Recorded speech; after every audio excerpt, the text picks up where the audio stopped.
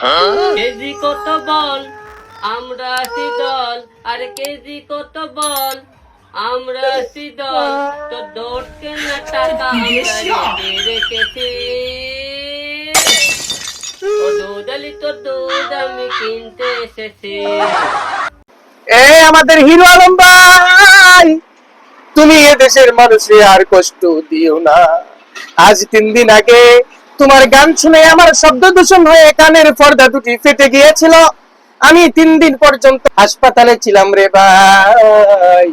তবু আজ হাসপাতাল থেকে আসার পর ফেসবুকটা খোলার পরে দেখি তোমার ভিডিও আমার চোখের সামনে চলে আসলো। আমার খুব ভয় করতেছে, এবার নিয়ে আমার কান্না চলে যায়। তোমার কাছে যদি আমি পুরো ভুল করে থাকি, দয়া করে মাফ করে দাও। আমার হিরো আলম ভাই, এদেশের মানুষ তো কোনো ক্ষতি করে নাই, এদেশের মানুষ তো তোমার কোনো যন্ত্রণা দেয় নাই, তাইলে তুমি কেন এদেশের মানুষ রে ভাই তোমার গানের যন্ত্রণায় এদেশের মানুষ অস্থির হয়ে পড়ে আছে। আমি হাসপাতালে থেকে আসলাম, তোমার গত কয়েকদিন আগের একটি স্টুডিওর গান শুনে কত মানুষ পঙ্গু হাসপাতালে ভর্তি। আগারগাঁও হাসপাতালটা পুরা ভরপুর হইয়া আছে। আমার হিরো আলম ভাই রে,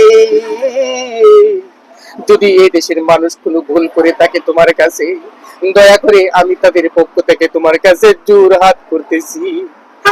হিরো আলম ভাই, এদেশের মানুষ তো অভাব কত যন্ত্রণা তুমি তো জানো না।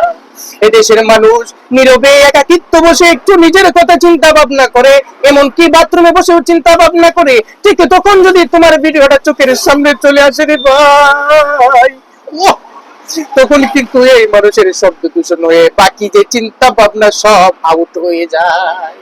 এই হিরো আলম ভাই, তুমি এগুলা থেকে আমাদেরকে মুক্ত করে দাও। আমার হিরো আলম ভাই, তোমার গানের সুরে এদেশের কত পাগলা মানুষ ভালো হয়ে গেছে, কত ভালো মানুষ পাগলা হয়ে গিয়েছে। শাহালির মাঝে দেখা যায় তোমার গানের সুরে কত পাগল পাগল ভালো মানুষ হয়ে গিয়েছে, তারা তাদের বউ বাচ্চাকে চিনে ফেলেছে। কিন্তু ভালো মানুষগুলা যারা, সুস্থ জ্ঞানের মানুষগুলা যারা, তারা পাগল হয়ে যাচ্ছে।